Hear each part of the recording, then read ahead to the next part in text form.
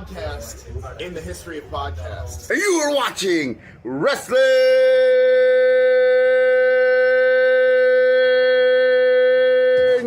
with Savage! But of course, Pedigree, 1, 2, 3, brought to you live by the champ. A last ride straight to hell, a tombstone, a choke slam. Here to give it to you raw. This is Wrestling with Savage. Smackdown, hold the title. This is Wrestling with Savage. What? I'm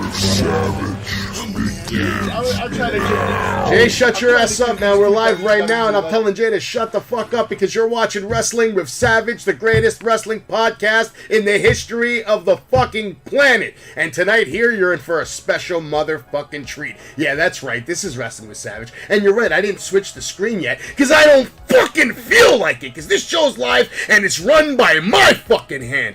And I'm about to click it right now, and for your viewing pleasure, you can see me, you can see Jay, and you can see Crittext right there, my cousin who sings the intro to this fucking show. This is episode 88, and if you've been watching along, then you've been hearing his voice for a while. Crittext, welcome to the show. Thank you for joining us and actually participating in the world of professional wrestling tonight, because I believe you watched Monday Night Raw. Is that correct, sir? I appreciate you having me on the show, and I tried to watch as much as I could. I had a couple of clips here and there, but, you know, it worked out, and I got some notes for y'all. Tonight was a tough night to watch Monday Night Raw, actually. I have to say, Jay, would you agree with that statement? It's tough every Monday night. It doesn't matter what night. It doesn't matter what day, what month, what year. It's tough every Monday. All right, Raw is going to open up. We got a segment. We got a whole bunch of nonsense. There's a lot of going on in Pittsburgh, Pennsylvania, hometown of Kurt Angle, which we're going to see him later tonight. They've been hyping that up all week long.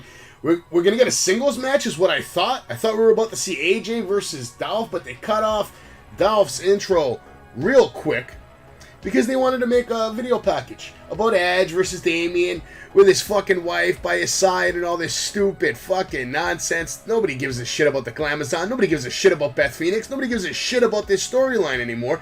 But at least it's going to kick off Raw. We can get it over with. I have a whole bunch of notes here for this fucking match, but honestly, I'm not even going to read them. We're going to go to Crittext first, because when was the last time you watched wrestling, Cree? Last time I was in New York, what was that, about a month ago? Okay. I'm on your own accord, though. Oh, my own accord? I saw Edge and Kurt Angle tonight. That brought back memories. I'm from like the Edge Chris Jericho days, you know. Okay, it's a good era. What'd you think of this match tonight, and what would you grade it out of 5 stars? And the match was, real quick before I give you your notes, it was AJ Styles versus AJ with Dolph Ziggler versus Judgment Day's Finn Balor, Damian Priest, of course, with Rhea Ripley. This is the first match, the botch one, the tag team. Yeah, nasty botch. Yeah, I mean, like, you know, if you're gonna start off a show, you know, I don't know, I probably wouldn't start off with a show with a match like that. I mean, I saw that drop kick; it was horrible. The reflexes were bad, and over the rope didn't land too well either. I mean, overall, I gave it a 1 star. Okay, that's not a bad rating, actually. Jay, how about you? What did you see, man? I know you're going to have a lot more to say about Mr. Priest. Mr. Priest, yeah, go ahead. I mean, I'm going to say, when Rhea Ripley came out, she came out looking like a star. I thought she shined purely bright tonight. That all eyes were on her when she came down the ramp, when she was on the ring apron, when she was in the middle of the ring. I thought she was the brightest out of all of them tonight. This match didn't really deliver for me, man. You know, I like the part where Ziggler caught her the power bomb into the Famouser. That was a good spot right there. But, you know, like, I agree that there was botches. And one botch is when Priest just fell on his ass when he tried to flip over AJ Styles. I mean, a simple move that pretty much I can do, and I'm not a wrestler. But he just landed on his ass. And his footwork was really off. There was some certain spots, him and AJ looked like they weren't really connecting, or there was a little bit of hesitation. It was a lot of that. It just wasn't in one spot. It was plenty of spots. So that was a pure sloppiness right there. I think because it's being generous on a 1. I mean, I'm going to go half a star. I'm gonna go half a star. I think it runs in the family. I'm gonna go half a star. But I think one thing about Ika, he's right on the money. He's saying what it is from a person that doesn't even have, watch wrestling as much. And he's seen it tonight, and he's seen the botches. I mean, if somebody sees the botches, imagine other people, So it's pretty obvious there, and half a star is where I go. And pretty much it. Nothing special in this match. Well, I would imagine this is probably his first time seeing Damian Priest, and definitely not the way you want Damian Priest to be remembered on the first time you're going to see him. Damian Priest is actually a fucking star. He's actually really good on the microphone. I've seen him actually have close to 4.5-star matches once in a while. But at the end of the day, tonight he shit the bed hard on a certain spot where AJ had to completely save the day by just telling him, come on, kick me. And then he does the kick, and then they're off again to the races. Because he got completely lost where they were at. AJ was on another fucking level tonight, and I think he did it on purpose to almost show him, you're not there yet, kid. I'm AJ fucking Styles, and I'm not gonna let you just fucking look better than me. You can't even keep up with me. Look at you. Look at you. That was an embarrassing statement from AJ. I saw the way AJ almost had a different speed tonight than I've seen him over the last year. He was actually going super hard when he was hitting the fucking ropes, and it was almost on purpose to just fuck with this guy. I think he fucked up. I think he fucked with him, and he showed him a little too much. And Damien, like you said, his footwork got he got lost in the ring, and I saw the botch clear as day. It was bad. That ruined the whole match. The match was on its way to a 3-star, but after that botch, I was actually a little more generous than Ollie. I gave it a 1.5 because I thought AJ actually was killing it in that match, to be honest with you. And Finn Balor was doing all right. Of course, Rhea Ripley did look like a star, but how are you not going to look like a star when you're going to be in the ring by yourself with a kendo stick against 3 dudes? I'll fuck you all up. It is what it is. I didn't even want to go into there, but, going into there... We have to go into there. I mean, let's break it down. What really happened? Was I really impressed by that? No, it just... that whole segment with Dominic and Rhea, I'm not a fan of it, but we all know what's going to happen. Oh, absolutely. Dom's going to turn. Dom's going to turn. 100%. Yeah, and it's pretty obvious. It's super obvious because the Edge is now the partner and all that nonsense. And you know what I hate it? It's just too obvious, and that's what I hate about it. It was all brutal, bro. You see Edge with a mic. He comes out. It's fucking terrible. And then Ray and Dom come out. They jump the fucking Judgment Day. Whoop-de-fucking-do. This shit was a shit show. I'm not looking forward to this match. At all. Absolutely at all. We are now shown a little highlight from Dexter. I'm sure this was the first time you were seeing him. Dexter Lumis is apparently out of jail again. Because Miz didn't want to press charges. I thought that was a good storyline. He scared Miz to the point where he doesn't even want to fucking press charges right there, man. You have anything to say about this, Jay? Yeah, how about you, Cree? What would you think of Dexter Lumis tonight? You got a little sample of him tonight if you watched. Yeah, I got a little sample. I mean, that's a whole new charge being in the back of someone's truck like that. Yeah. I mean, what did he do? Well, last week he kidnapped The Miz. And we don't know what he did because The Miz doesn't want to talk about it. He made that very clear tonight. If you didn't hear him say it about 32 times, he doesn't want to talk about it. Yeah, he doesn't want to talk about it. So, I think, Dexter did something to The Miz, obviously. We don't know what. He touched him. Sounds pretty serious. But it cost him the match, so, tell you the truth, I mean, that's a whole nother story because that match came later on. We'll talk about that match when it came out. Yeah, absolutely. That was just that little video they did, and then of course they had the interview with the Miz and Ciampa. Miz basically just saying, I don't want to talk about it. Him and Ciampa just walk away. Then we go into the next interview segment, which was going to be Raquel and Aaliyah, which honestly, they sounded really confident in the promo tonight. And when I heard the promo, I said, I think they're going to fucking win tonight. Why? A, because they're both wearing matching gear. B, because they're both rising stars. And C, I bet you Aaliyah is selling more merch than Bayley, Dakota, and Io Sky combined. But besides that, I just had a feeling. Raquel's awesome. And Aaliyah, right now, honestly, I'm not going to lie, she might be the baddest woman in the division as far as looks go. She's up there. She's absolutely up there. Unbelievable. And she's breaking records. She has the fastest win in WWE history, Crittext? Really? In the Guinness World Records, Aaliyah. Unbelievable, right? And she's a rookie. She just got here like, what, a year ago, Jay? Impressive. Right from NXT? Been for a very long time. Well, in NXT, she's been in a while. Yeah. She's been here for 9 years, so props. She's a rookie in the big leagues, and she's killing it right now. And we'll talk about her match later tonight. Now we're going to get a 6-way women's match, which I'm not going to lie to you. I barely knew anybody in the ring except for Asuka, Bianca Belair, and Alexa Bliss.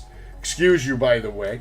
And I eventually heard the women's names being, said, like 2 of them. I didn't get all 3. If you guys get the 3rd one, please let me know. Like I said, I've never seen any of these people in the match before. It's probably going to be a complete squash match. 3 opponents look like they're just training bags so far in the match. Alexa shoved one of their heads into Asuka's ass, and now Asuka was in the ring slapping the shit, yelling at them in Japanese. Apparently one of them is named Danny Mo, now in the ring, and Asuka is kicking the shit out of her. Huge German suplex and a nice running foot to the face. Now the next one, Katie Ark with the save, Bianca with the KOD on the one I did not get the name of, Asuka with the Asuka lock, and Danny Mo, who according to Corey Graves, did not want no Mo. 3 ladies cut a promo, typical bullshit from these 3. Belair says, you are always talking about control, but at Clash, we are going to take control. I gave this whole thing, the match, the promo, 1 star. Just not entertaining at all. Didn't care for it. Doesn't make anybody look good. We already know those 3 are badasses, so why they have to squash 3 randoms is beyond me. But, Jay, I'll go to you first on this one. This was a complete joke. I don't know what else to say about it. I give it a 0. I mean, it was pointless. This was a waste of TV time. This is what I call a filler. We had 3 people that we never saw in anybody live. Nobody ever seen these people before. Listen, if WWE, if you hiring somebody to be a scrub and take squash matches, I'm here. I'm available. You can call me anytime. I'm more than happy to do it because I don't know what this was to prove. It was just pointless. It's just horrible. This is a person's basically TV time got stolen. 0. Oh man. Just straight 0. up 0, huh? 0, 0. man. Wow. That's harsh. Why would 3? Jay does that a lot, though, so get champ, used to why that. would 3? Listen. Just ask yourself, why would a champion and 2 former champions need to be scrubs that we never heard of? Yeah, that's what I said the same thing. To prove what? Pointless. What does it prove? Nothing. It was pointless. We Pointless. all know what they could do, and one of them is the champion for over 200 days. Pointless. What? Pointless. What is the point of this? Pointless. What's the point of the champ fighting jobbers? Exactly. Why isn't the champ defending the title against Asuka right now? You know what it made? It basically made a statement like, okay, we're fighting these scrubs because Bayley and Dakota Kai and Sky are scrubs, so they're going to be just like these girls. I hate when Let's they do warm this up. filler pay-per-view Let's warm shit up. to give the champion an excuse to not have to defend and then just have an extra 30 days on their Listen, fucking reign. All I'm this gonna be nonsense. honest. I would have been fine. I would have been fine with all of them just cutting a pro. All right, I would've been like, what are you rating it, Mr. Text? I mean, well, my score is going to be a little higher than y'all because I'm sure. You probably had fun. 6 yeah, ladies in the ring? Yeah, it was nice. And on top of that, I don't split stars, so I don't do halves. But okay. I gotta say, I didn't see as many botches as the first match, so that's what brought the rating up. And what the girl that you got there on the right, what's her name? Is that one of the names that you didn't know? Was that your? No, that's Asuka. Those are the 3 women that are all fucking monsters in the ring. You have Alexa Bliss, Bianca Belair, and Asuka. Those are the ones that are the stars. Asuka fucking scares me. Yeah, she's fantastic. She's the best talented woman in the business besides Charlotte Flair. She's got passion, and Yes. I probably would not want to be in the same room as that woman. Yes.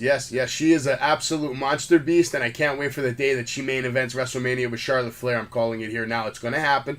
Triple H will make that match happen. I don't know when, but it will happen. She deserves it. She won Royal Rumble. She's a badass. She's one of the only women to win the Royal Rumble. She won Royal Rumble. Wow. The women's That's Royal amazing. Rumble. They have a women's Royal Rumble now. All right, so would you rate it again? 3, you said? I'd have to rate it a 3. 3? Okay, that's fair, man. Now we're gonna get another promo from The Miz, another little segment. He's with Adam Pearce right now, and basically, he's trying to talk to him. He says, Mike, you got a match with Bobby Lashley. And he said, you're just trying to talk about Bobby Lashley right now? How about we talk about what happened last week, And then, of course, Adam Pearce is telling him, whatever you need, you have the company's resources. Why don't you tell me what happened, Miz? Miz is like, I don't want to talk about it. And then he's like, why would you make the match with Bobby Lashley after what I went through? He's like, well, what'd you go through? Miz is like, I don't want to talk about it. And then, of course, he has to fight Bobby Lashley. That's going to be the match coming up. And then he lets him know right then and there Dexter Lumis was released. And the police could not hold him because you did not want to talk to the police. Miz says, I have nothing to say. Adam says he's trying to help. He says, oh, you're trying to help? Okay. You helped me by putting me in a match with the fucking biggest, baddest motherfucker in the building tonight and Bobby Lashley. Okay. Nice help, thank you. Seems fucked up. I feel bad for the Miz at this point. Miz is going to get beat up tonight. Did you like that promo? J.I., because I know you love promos and segments. Did you actually think this was good work from The Miz? I mean, this is pointless to me, too. I mean, I don't know where this storyline's going, but, I mean, I think this whole thing is making Ciampa look weak, to be honest. That's a fair point. But at least it's getting him on TV, and that means he's getting money. So, yeah, I'm okay with that. Next, we're going to move on real quick. Kurt Angle, who's coming out to the ring looking like he's ready for a fight. Still getting the "you suck" chants. He says it's good to be home in PA, but you don't want to miss Clash at the Castle, which I thought that was brutal, that line. The way he said it without conviction at all. Like he was, absolutely told to say it. Clash at the Castle. That shit is going to be fucking trash. But Kurt Angle says you don't want to miss it. Gable comes out, American Alpha comes out, we see them all come out. Gable says, Kurt Angle, baby, not only a hometown hero, but my personal hero. You won a gold medal. And then Kurt mentions, of course, I won it with a broken freaking neck. He says Alpha Academy is now looking for a new member, but there is not one shred of talent between all these moronic mouth breathers we're looking upon right now. Of course, you hear the boos, you hear the shushes. Jay, I'll go to you real quick. Kurt Angle, this return, did it do it for you? Disappointing. Good word. Mean, I was looking forward to this for a whole week, and then when it comes to it, it was just disappointing. I should have known since the start of Monday Night Raw. I was very disappointed. I think Gable kind of just made me chuckle here and there, which was kind of life-saving, but he still couldn't save this whole segment. I mean, Angle comes out and he says Clash at Cattle, and already we have this battle of him basically will be a member of the Alpha Academy if this team, the Street Profits, were to lose. And, I didn't like that whole segment. I liked the part where Gable was saying, excuse me, and the whole powder and the shoosh and the thank yous got really big pops, brought the crowd to life, because let's face it, that crowd was really dead most of the night. Yeah, crowd was super dead. Yep. So this really got the pop. So I'm going to rate it a little fair. I'm not going to be shitting on it, even though I was very disappointed at Kurt Angle just not having enough mic time. And from what my wife said, and she doesn't watch wrestling, guys, but when she does, she looked at Kurt Angle like, wow, he's really old. So that's what I thought too. So, coming from that, I'm not going to shit on it. I thought Gable did an excellent job. I'm going to give it 2.5. Okay. How about you, Chris? Cree. The promo or the match? Everything, the whole thing combined.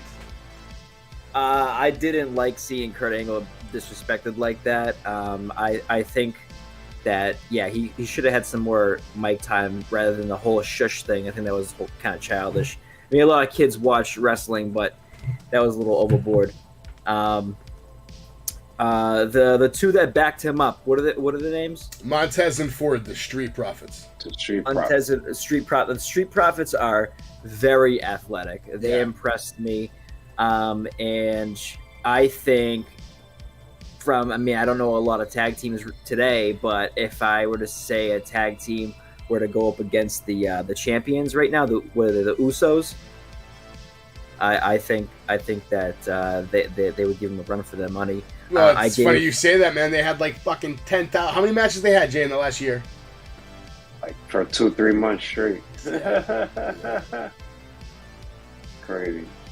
I mean, overall, that was probably the match of the night for me. Both sides did a great job, and I saw some great moves. I would give it a 4.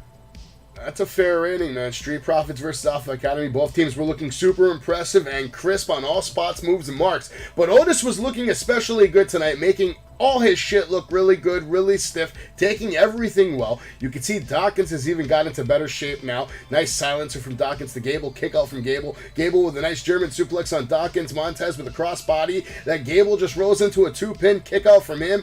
Now, Gable with a gorgeous Northern Light suplex to the counter on the Blockbuster, which is a sick. Just really think about that. Blockbuster attempt countered into a Northern Lights suplex. It looked beautiful.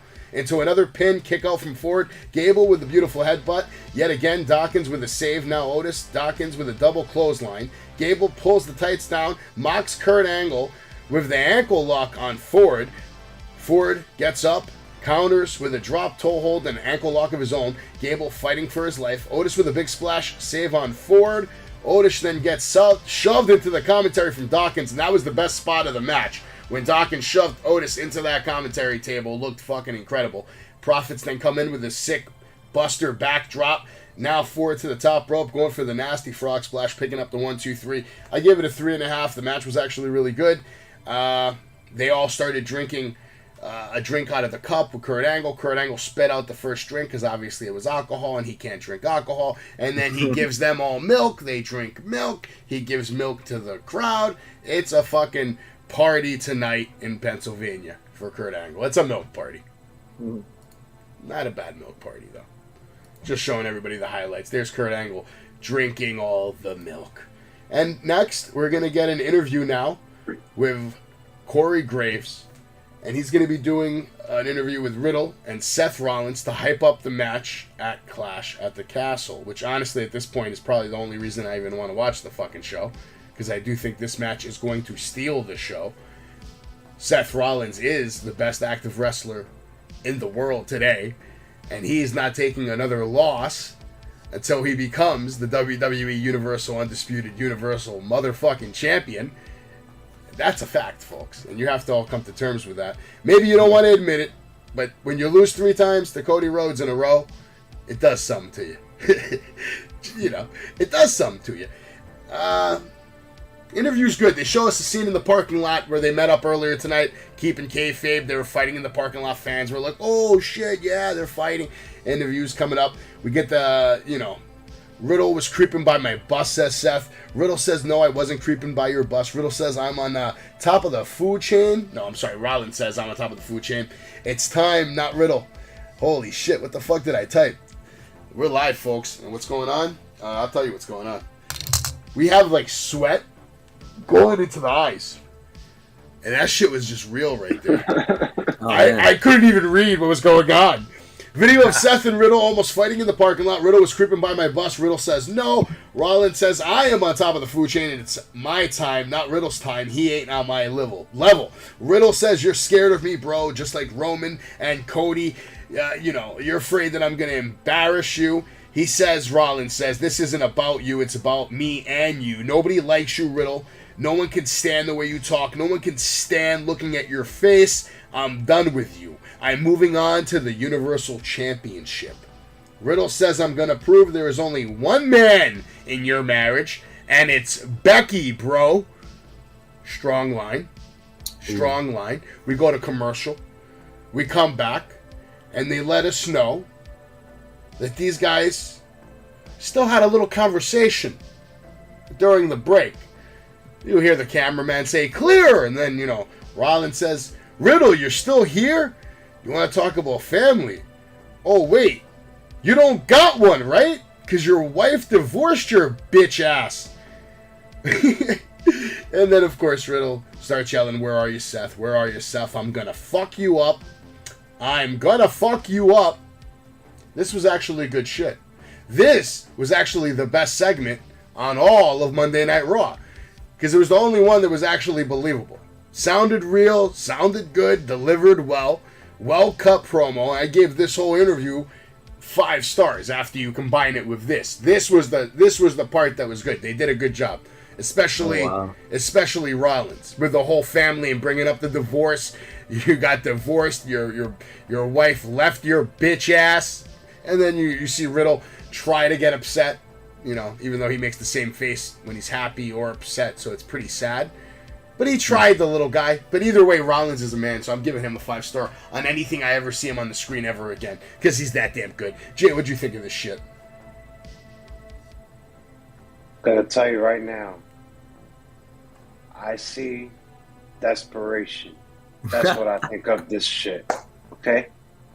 Desperation of trying to sell me to watch this match between Riddle and Rollins. A match that you even said a few weeks back you don't care about, and now the tables have turned for you. That's great. Congratulations. Kudos. For me, you could have as many as 2 punchlines, which I'm not going to say they were horrible. Like you said, they were great. They were funny. I was laughing with you. You liked it. But You son of a bitch. You're not going to sell me on a segment that you're going to actually make me believe that these guys actually meant those words. Let's face it. Of course not. No. This is desperation. I still don't want to watch this match. I don't care if they steal the show. I'm not interested. I'm going to give it a 2. Okay, that's fine. Would you rate it, Christopher? Would you rate it? I mean, personally, I don't think these guys should be on the mic. I think if they're going to do something between them, I think that they should just have more ring time, less mic time. Doing an interview was a horrible idea. If they were to do anything to save it, it was a really good idea that they went to commercial during it. I think that was a great idea. I would give it a 1. Wow. And it wasn't the first time they did this face-to-face interview. Let's not forget. It wasn't the I first think time. It was horrible acting. It was really horrible acting. And, I mean, it was a little... I blame Riddle for that. Back I blame from the Riddle commercial. for that. I know why you gave it a 1 star. You gave it a 1 star because of the 1 star in the fucking promo, which is Seth freaking Rollins, and it's the only reason I even care about this match coming up on Saturday. The only reason I'm in any kind of regard for this match is because I don't want Seth Rollins to lose. I'm a Seth Rollins fan, so I have to watch to make sure he doesn't lose. Can't this see is not lose. The program you should have went with. He's not gonna lose. Come on, you think he's losing to Riddle? I don't care about the match. All right, but who do you think is going to win? I don't care if you don't care. Maybe Riddle will take it. He steals other people's moves. He steals other people's wrestling moves, for God's sakes. He could beat you in any way. All right, let's see. Who's Christopher's prediction to win this match? Rollins has been around for a while, hasn't he? Yes. And this Riddle guy's kind of new, it must be, right? No, he's fairly new in the big leagues. Couple of years. He's been around. I mean, has he done some big things in the big leagues? Tag team champion with Randy Orton. Randy Orton. Styles first match. Tag team champion with Randy Orton. Really? Okay. Yeah, RK Bro had a team with Randy. RK Bro. He actually supports smoking marijuana on TV. You probably noticed his 420 shirt. His character is that he's a fucking stoner. And he just hangs around the locker room and gets high and just talks to people all fucking high and has high conversations. That's his whole character. He's a bro. Yeah, bro. Yeah, bro. What's up, bro? He's the wrestling Snoop Dogg. Okay. All right. Something like that. Yeah. I'd probably say Rollins. Seth Rollins is definitely winning this match. Yeah, I agree with you. But I'm going to watch it anyway. We'll find out on Saturday. Next, we're going to move on to more bullshit. Tonight was okay though. It wasn't as good as some of the other nights we've had. That was good. They tell us Bad Bunny won the Artist of the Year award last night at the VMAs, and of course Bad Bunny's had some pretty big moments in the WWE. He had a WrestleMania moment. If you didn't know, Christopher, he was at WrestleMania. He had a match with The Miz. Won his match. He actually did a very hard wrestling move called the Canadian Destroyer, which isn't an easy move for people to just show up and start fucking popping off and doing and making it look good. What other moves did he do, Jay, that were impressive that night that you recall? That was pretty much it. He took a beating for the first 15 minutes of the match. It's back. Okay. My back. Let's face it, that WrestleMania match was entertaining as hell. Congratulations to Bad Bunny and winning last night. He was actually in your stadium, Yankee Stadium, Saturday and Sunday. A lot of people I know winning the show. Congratulations to him winning the award. I'm sure WWE is truly proud of him. Oh, they love that shit. Yeah. And you know what that means. When people win big shit like that, I'm not saying MTV is the fucking Surprise! They're gonna put him in the Hall of Fame next year. That gives you more money. They're putting him in the Hall of Fame next year. Revenue. It brings It brings more revenue. It's gonna sell more merch. So kudos to the WWE. They got a good partnership. Dude, if I were them, I'd give him the Warrior Award. You put him in the Hall of Fame, let him join a faction, and then put him in the Hall of Fame again for that faction. 3-time Hall of Famer. This is shit on everybody, right? They give anybody a spot. Oh yeah. Next, we're gonna get the match between The Miz with Ciampa by his side versus Bobby Lashley, and this is gonna be for the U.S. Championship title. Bobby was absolutely just destroying The Miz for what seemed like an eternity until Ciampa started interfering. Now we see The Miz finally take some control, shoving Bobby into the table, shoving him into the steel stairs. After a rocky start for The Miz, he seemed to get his head back into the game. We get a nice knee to the face from Ciampa to Bobby Lashley. Beautiful heel distraction to set all that up. Basically Ciampa trying to convince Miz, take this, go distract the ref. When she takes it from you, I'm gonna fuck. They set it up beautiful, like 1980s old school Bobby Heenan, Jimmy Hart kind of fucking interference. You don't see that too much anymore. So it was nice to see that. Miz takes advantage, goes for the skull crushing finale, but then he looks into the crowd and he sees Dexter Lumis. He's just hanging out there. Of course, Miz now shits his fucking pants. Bobby wins with the fucking Hurt Lock. And that's like the end of the whole fucking thing. Mr. Christopher, what did you see? What did you rate this? Bobby Lashley, the winner. I have a lot to say. The Miz has always been a horrible actor ever since he first came out. But he came out when he was brand new when I kind of stopped watching WWE. But this match, it wasn't very entertaining to watch because.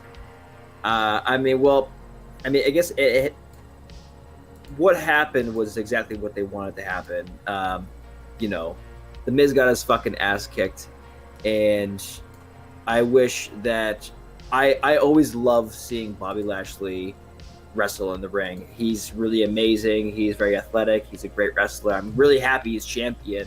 Congratulations to him. But I wish that he faced someone more of his size, more of his athleticism, because just watching the slaughter today was just like, oh, you kind of know what was going to happen. Kind of know that Miz was going to lose because he's distracted, yada, yada. Overall, I gave it a 2. And, they shouldn't have put him against it because, Bobby Lashley, he likes to connect with he's going to... He hits high. Yeah, he's gonna hit you. He's a fucking big guy. Yeah. So the Miz, I don't think he should have been wrestling tonight. I think that's true. Like in the storyline and like behind the scenes, he got fucked up. Well, I'll go into some detail, which will give you more explanation on why this match even happened. But Jay, what'd you rate the match? Just to feed off from your cousin, I'm gonna basically say that it was too much overselling tonight from The Miz, and I didn't appreciate this match. I give it a 1. That's my rating. There was some nice spots. The one-arm slam that Lashley does. Lashley is a beast. I don't get the Dexter Lumis Miz thing, which is pretty much putting my rating to a 1 as well. I think that's pointless. I really does. It kills the conspiracy theory I had that I thought Bray would be with him. But where is this going? Let's face it. And why, out of all superstars, we'll put Lumis with The Miz? That's why Ciampa's there. So now we're going to put 2 former NXT stars with The Miz. And where would this go? It's kind of pointless. I thought the match was pointless because Miz wasn't really there. And we see the little interference game from Ciampa, so there wasn't a really fair fight here. So what are we watching? We're just watching strength versus someone that's paranoid. And I didn't like it. It was too much overselling. 1 star. Definitely paranoid, but a little background why this match even matters at all. The Miz, about, I think, 18 months ago, maybe, something like that, he was the WWE champion. And, or probably more than 18 months, right? Was it 2.5 years ago? Because Roman's had it for like 2 years now.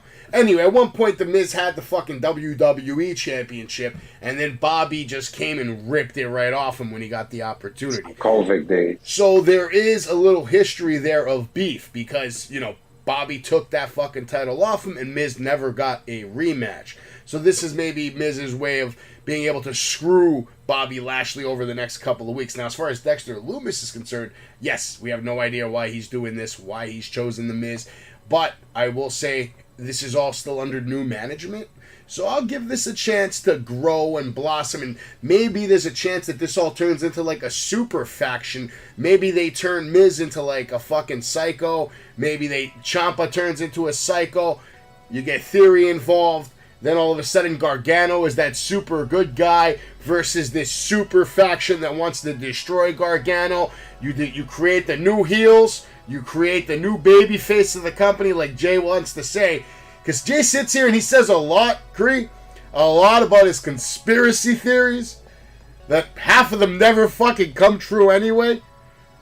I'm fucking sick of it, god damn it. That's what I'm wearing tonight. A True Legend shirt that will come out this Wednesday and beat Moxley this weekend. Right here. CM Punk. This is it. This is my conspiracy fucking theory. right. Your boy is done. He's gonna get injured coming again. out this Wednesday. Stay tuned. This guy got injured in 3 minutes. They had a match on Wednesday night, and CM Punk Storyline, bro. fucking broke his leg again in 3 minutes. It's a storyline, bro. Probably is, but either way, it's a shitty storyline. But not as shitty as this storyline. We're gonna see a segment between Edge and Kurt Angle, which I love seeing them in the past. Didn't need a reminder of it. It was probably cool for you because you grew up on that shit. You loved it. For me, it was cool, but I've seen it so many times, so I don't really care. He's showing Kurt Angle a bunch of pictures, you know, and Kurt's like, "Nah, I'm not falling for this shit again." He's like, "No, it's not like that. I just want to show you all the memories we've been through." He's holding up the pictures. They all say different things. You know, "I'm sorry that I started the 'you suck' chant. Sorry that I shaved your head. Sorry that I called you a dork." Another one that says, "You still suck." And of course, he walks over to Ray and Dom, who are sitting there, and they're talking because why not more fucking camera time for the fucking Mysterios? Let's just let them cut another promo. Dom says, "I thought this was a family thing at Clash at the Castle." And then, of course, Ray fucks up. And he tells his son that Edge is family. Edge is family. And that was the line that now has turned Dom into a fucking heel. He is going to screw his father at Clash at the Castle. And I think that's going to be one of the worst storylines that WWE has ever told. I'm hoping that this hurries up and ends in the resignation of Dom and Rey Mysterio from the WWE promptly. Because I'm over it. I don't care about any of this. I don't care at all.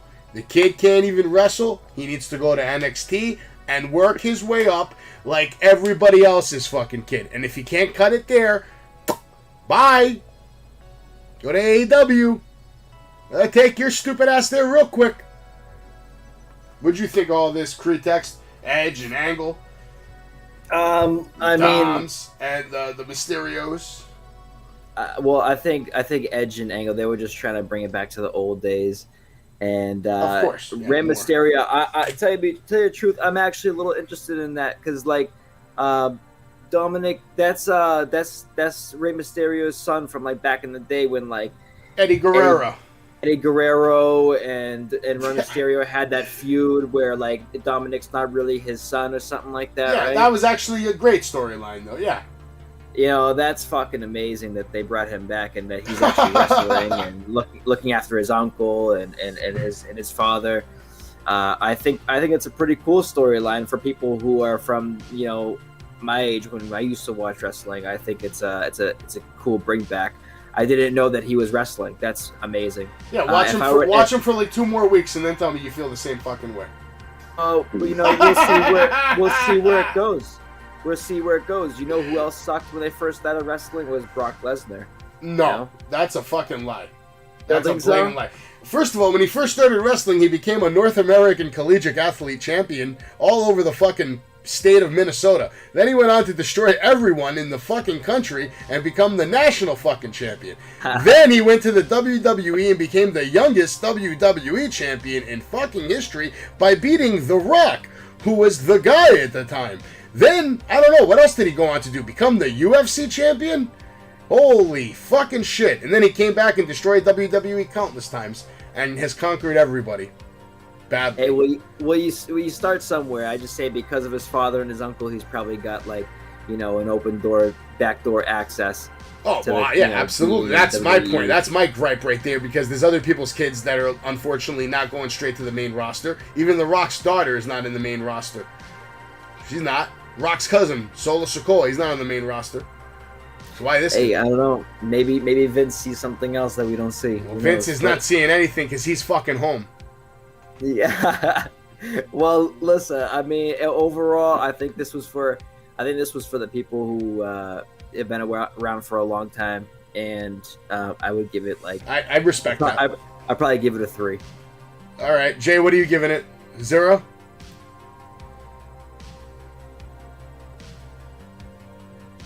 I'm gonna be fair. I'm gonna give it half a star. Okay. Because I thought the clipboards had me chuckle. It did bring back memories. But let's face it, the Mysterios are probably the biggest piece of the trash I've seen Raw every single Monday for the past 2 years. Let's face it, we see a guy that's 260 pounds doing lucha libre moves. I don't need to see that. I've been saying it a million times. He can't do an arm drag, just like I can name certain people that can't do arm drag. He's just on that list. It's embarrassing. I know, Chris, you haven't really seen the Mysterios, but, watch it 2-3 more weeks and you'll see what I'm talking about. But that's how I feel, and I feel going to the Mysterios after the Edge and Angle was like, I didn't appreciate that because nobody gives a shit, and I didn't give a shit. I think this heel turn is so predictable that you're bound to see something Saturday. But are we really interested? No. The best part of that whole segment is when Rey Mysterio, the 20-year vet, completely forgot what day the pay-per-view was on, because he was asking him if he will be there for him on Sunday, even though the match is on Saturday. I didn't even care so much. I caught that shit though, because that shit made me crack up, because I'm like, he just forgot the day the fucking. Well, you know what? In his behalf, he is fucking old, and the majority of pay-per-views he's ever had in his life have been on a fucking Sunday. So. It's okay. I don't need to see his son. He probably doesn't even know what fucking day it is. He was probably fucking drunk. I don't need to see it. I like Nacho Libre. That's it. I don't think he was drunk? Maybe. Some shit. Wouldn't be surprised if he was fucking blasted. He didn't have any I don't wrestling need duties. to see this shit. Ah, man. You know what? I didn't need to see this shit with the fucking bloodline. All right? We're going to get a video of what happened on SmackDown last week. All the bullshit. Drew standing over, sitting on top of Drew McIntyre's lifeless fucking body, proclaiming dominance over the Scottish psychopath.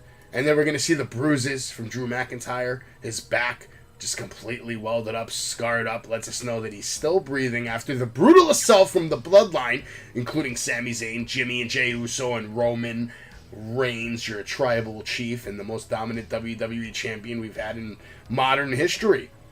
So, Roman Reigns wasn't on Raw tonight, but the Usos still made sure that you knew about Roman Reigns tonight. We see them walking to the ring. They come out. They say, do you see all that? Monday Night Raw, 730 days. Bloodline is now in your city. Your tribal chief has been undisputed Universal Champion. Oh, yeah, Bloodline is here on Raw tonight. Sami Zayn dancing around was the best part of all this. Sami Zayn is fucking awesome. They tell us about the SmackDown Big Celebration, which, by the way, it's a taped celebration. It's already, the SmackDown show's already been taped. It was taped on Friday night It was. after the first SmackDown finished live. So the results are already out there if you want to know. SmackDown this week is probably going to be fucking real fucking bad because it's not live. And anytime it's not live, it's never as good. And that's just the way it is. Sami then cuts off the Usos. Says something I want to add is, you know, Tribal Chief has appointed me the master of ceremonies for the SmackDown celebration. Friday night will be the celebration of Roman Reigns' 2 years as WWE Universal, whatever the fuck, champion. Sami now, you know, he flips the script. Now he starts talking about the Usos because Jimmy and Jay are like, you know, Jay's giving him the dirty look. So he starts talking about how they're the greatest tag team of all time, the undisputed tag team champs. Out comes Kevin Owens to actually save the whole fucking segment. Bloodline, you know, they don't like any of this. They're telling Sami, what's this guy doing here? Is this your fucking friend? Is this your friend? You better check him. Check him right now. KO goes on to talk a lot of fucking shit, basically telling Sami that he's a bitch. He's just following these guys around. You're being a little fucking bitch. You can't believe you're letting them treat you this way. You're one of the best performers of all time. Why are you letting them disrespect you like this? He tells the Usos, all you've done is have your head up your cousin's ass for the last fucking 2 years. So, like, what are you fucking talking about? Then, of course, we get the impromptu match between Kevin Owens and Jey Uso. Whatever. I don't mind that. I love watching KO wrestle. We're going to get the match right now. KO versus Jey Uso with Sami and Jimmy by ringside. KO starts off the match strong, stomping on Jey, telling Sami to suck it.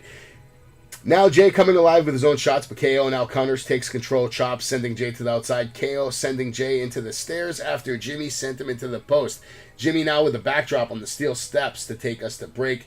KO then comes back with a 6 suplex off the second rope. That spinning one he likes to do almost looks like a modified fisherman's, but he just comes straight down with it. Now both men were trading shots at the top rope. Now KO with the headbutt hits the top rope and hits the senton, which looked really fucking stiff. Cover and a kick out from Jey. Looked real good. Jey then hits the big top rope splash cover and a kick out from KO.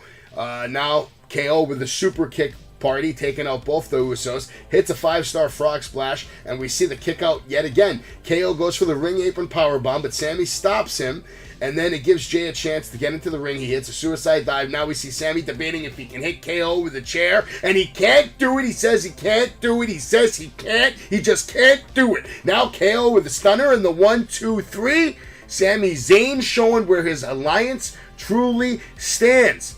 This is going to make Friday's celebration, the taped one, very interesting, right?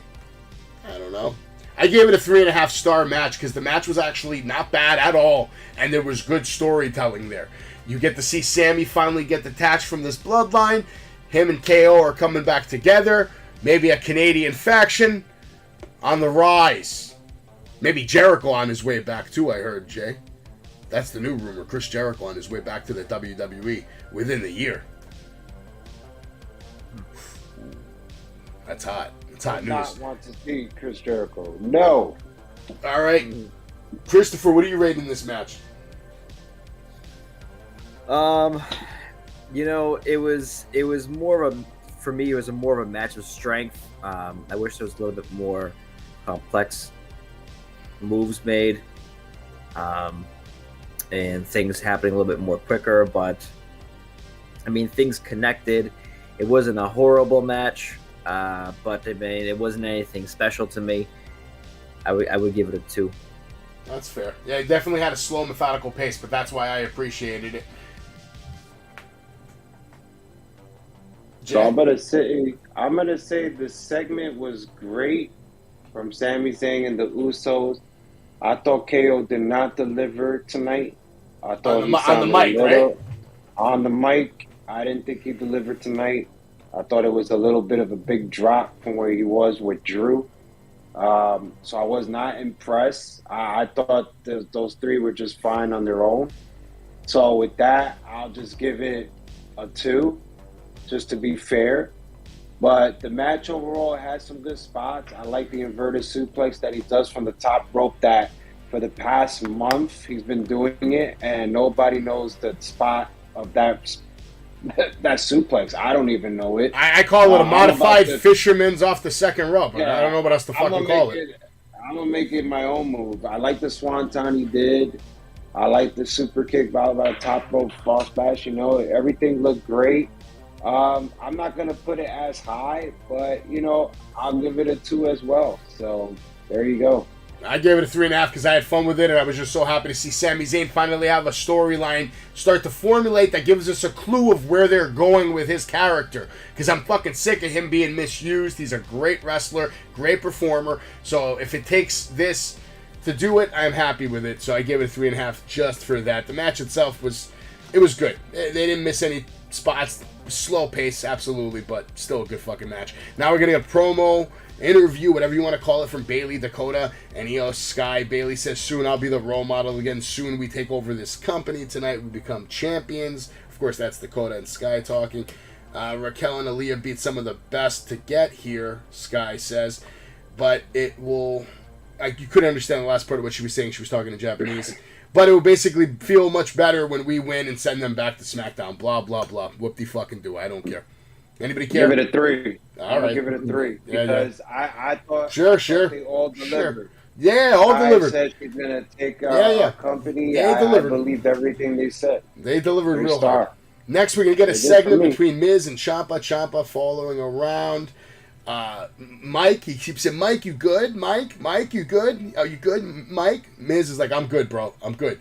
Miz, what happened? They try to come interview him tonight. Miz, what happened? Come on, what happened? I can't talk. I don't want to talk about it. He drives off screaming. He doesn't want to talk about it. And then we see Dexter sitting up in the very back seat of his truck. There's the screenshot. And for some reason, Dexter thought it would be a good idea to have his camera phone on so his face could be showing just in time for the camera to catch it. Now, I'm sure, you know, if this was the first thing you've ever seen of Dexter, you're probably like, what the hell is this guy? What is this?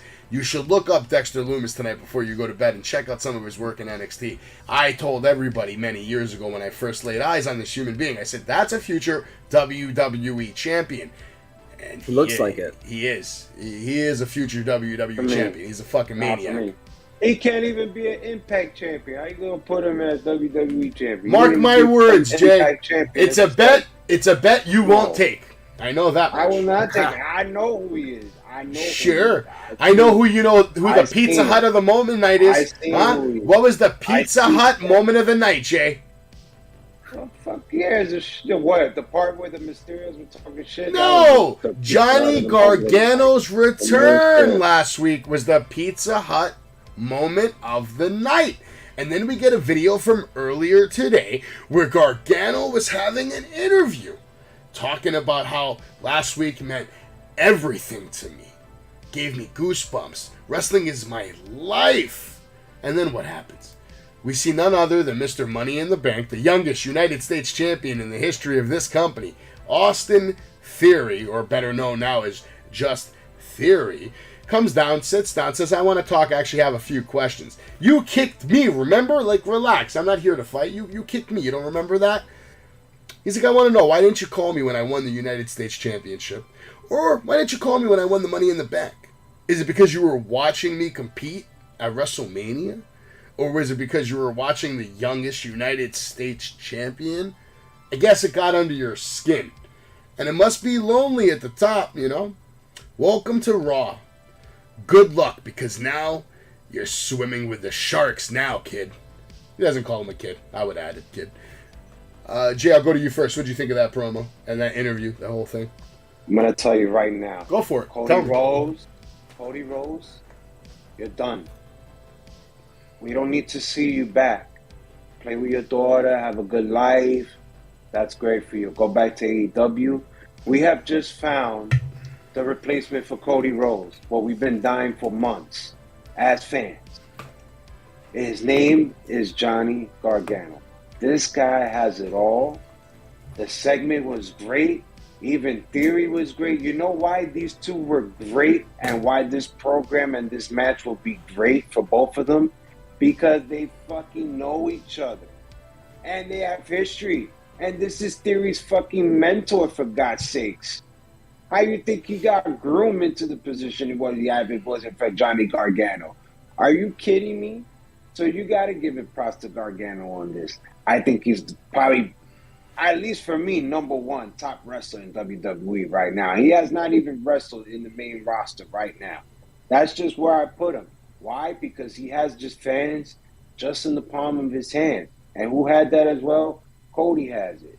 And what do they both have? They're both big-time baby faces.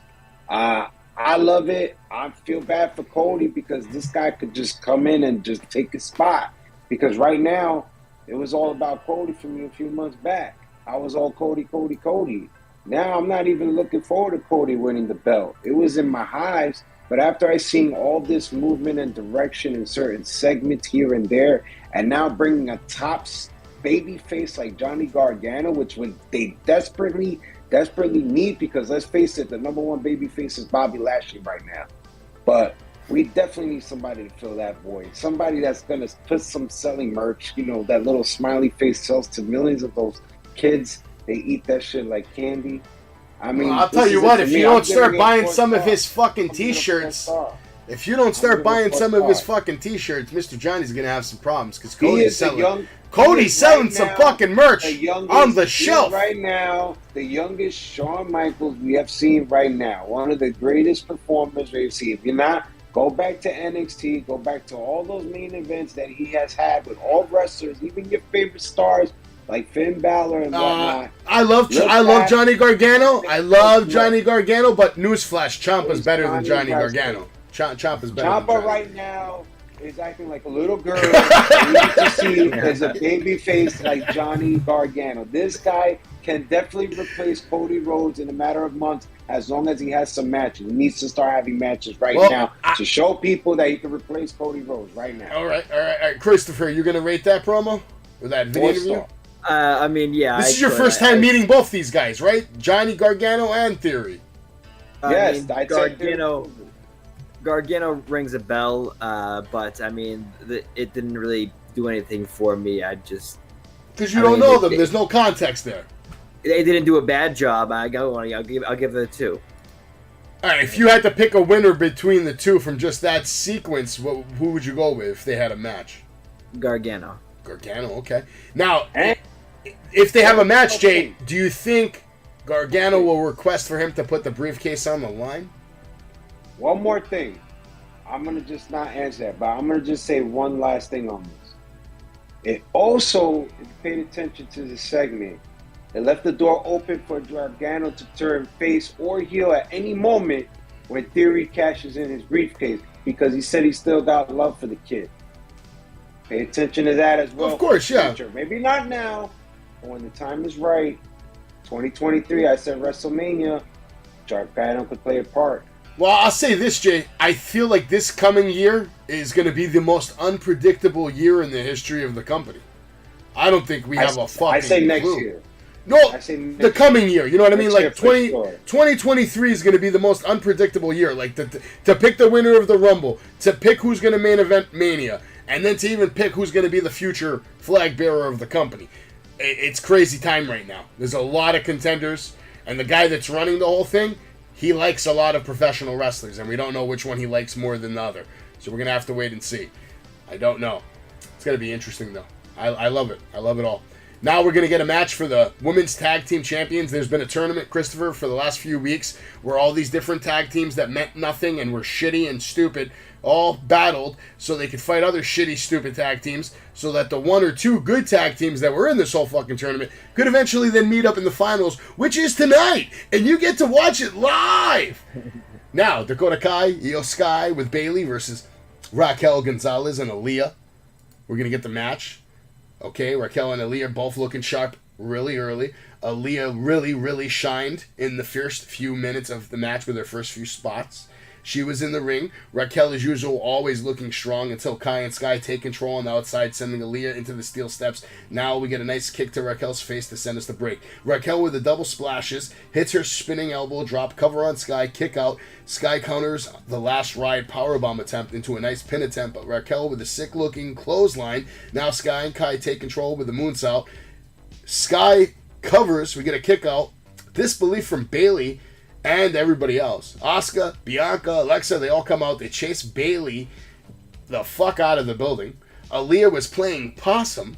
She gets back into the ring, picks up the quick roll-up win in the 1-2-3, and Aaliyah and Raquel are your new WWE Women's Tag Team Champions in what was honestly, it was a shocker. I thought they were going to win after the promo I saw, but going into this match for the last few weeks, I thought Sky and Kaya were clearly going to win this fucking tournament. So, Jay, I'll go to you first only because you've been involved with this storyline over the last couple of weeks. Are you shocked at the turn of the events? And what did you rate the match? Because I didn't rate it yet. I'm glad it's over. Because I was sick and tired of this shit since it started. But that doesn't change the fact of what I saw tonight. I saw good things and once again a disappointment. Disappointment on the finals match. It being a match, it didn't deliver. Let's face it. From beginning to end, it was flat. Even the crowd was flat. It didn't do it for me. What did it for me was Aaliyah. This was her moment to shine. Fucking shine. Her first main event. Oh, yeah. Let's face that, on Monday Night Raw, on a big national TV channel. Shined like she did her Matrix move. I think the person that did that, the Matrix move with the hit toss, was that Trish Stratus, was it? That used to do that? Trish used to do that. Trish used to do that. Yeah, Trish used to do that. Yeah. I like that. I like that props. I thought that was done really great. She had a nice spot, as well. She did that. She, what else she did? I did not like the part, and now I know Savage is going to just laugh at this one, but I did not like the part where Sky did one of the most dangerous moves of my favorite wrestler, the pillar of NXT 2.0, Roxanne Perez, the Pop Rocks. I did not appreciate that whatsoever. Don't you ever do that fucking move. But she did it.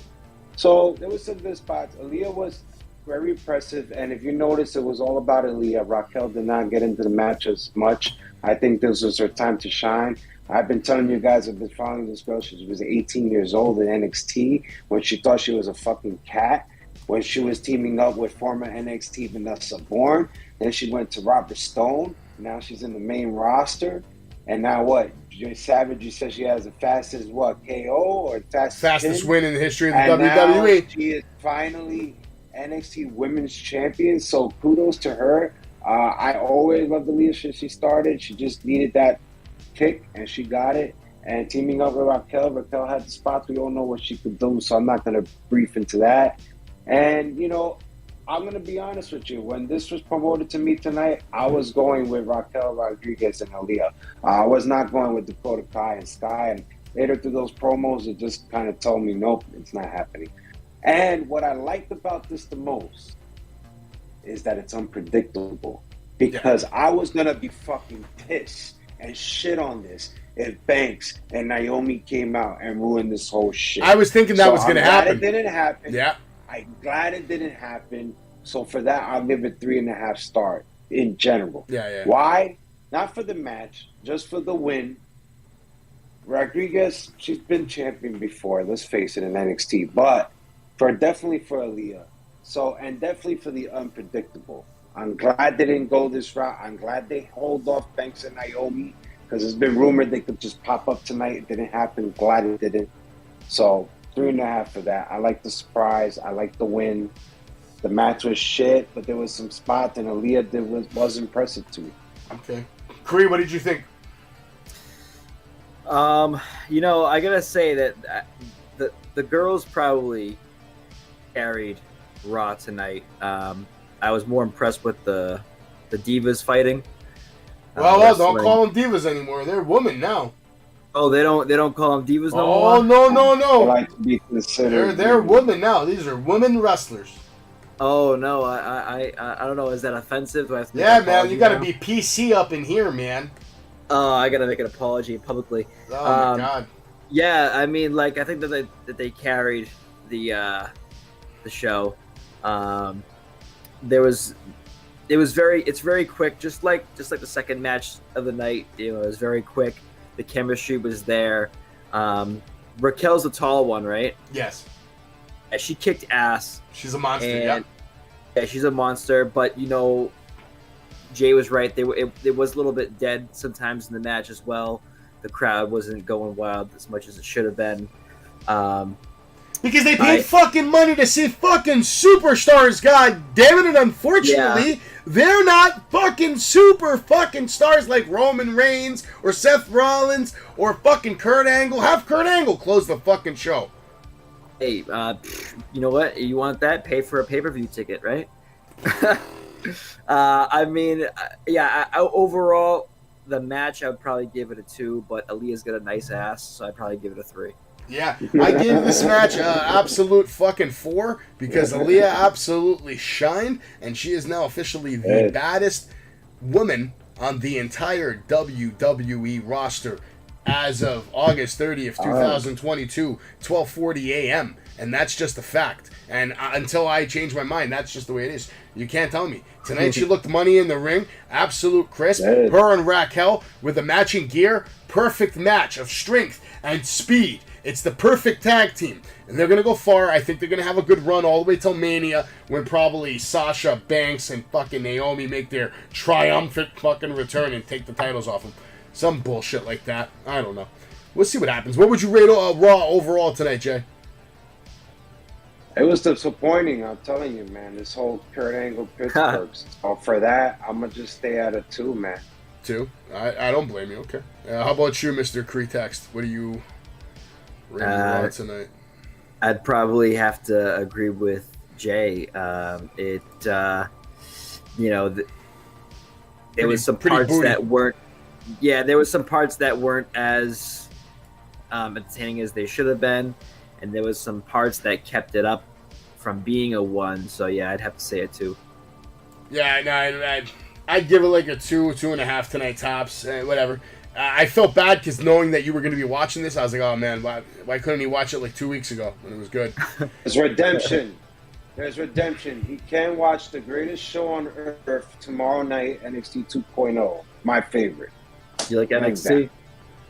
Number 1 show for me. Don't get him started on NXT. He won't stop. Don't get me started. He won't stop. You saw the move, the Pop Rocks. It's done by the most dangerous person, the pillar of NXT 2.0, Rock Central. Oh, man. All right, well, that's it. That's Monday Night Raw, folks. Do you guys want to add anything in? First of all, make sure you're all following All Over Jay. You catch him on Instagram, All Over Jay with 2 Y's at the end. And then you have my cousin here, Crittext. Make sure you're following him on Instagram, Facebook, YouTube, soon to be TikTok. I know he's got a new album coming out. I know he's got a bunch of other shit he's working on. So just pay attention to him. Make sure you're following him. And, of course, make sure you're following me. Follow the page, YouTube, Twitch, Facebook, TikTok, Instagram, Spotify. You can listen to us in your car. You can listen to us while you're taking a shit. And, if your wife doesn't like it, tell her you're busy listening to Wrestling with Savage. And if your girlfriend doesn't like it, then get a new girlfriend. And that's just the way it is. This has been Wrestling with Savage, episode 88. Have a good fucking night. And this is the song you're going to listen to by this man right here. Do you want to rip it live for us right now, or should I just play the intro? You want to rip? Can you rip it live? You want me to rip it live? I can't turn it down, right? I mean, I don't know. You can do it live. I don't know. I can't even hear the music. No, you got to just acapella. It's got to be acapella. Oh, that's not even like entertaining. I got to have a beat, man. All right, we'll set him up next time with a beat. Strip it. We're ripping the intro. Everybody have a good night. God bless. Thank you guys for watching. Appreciate you. Wrestling Peace out, y'all.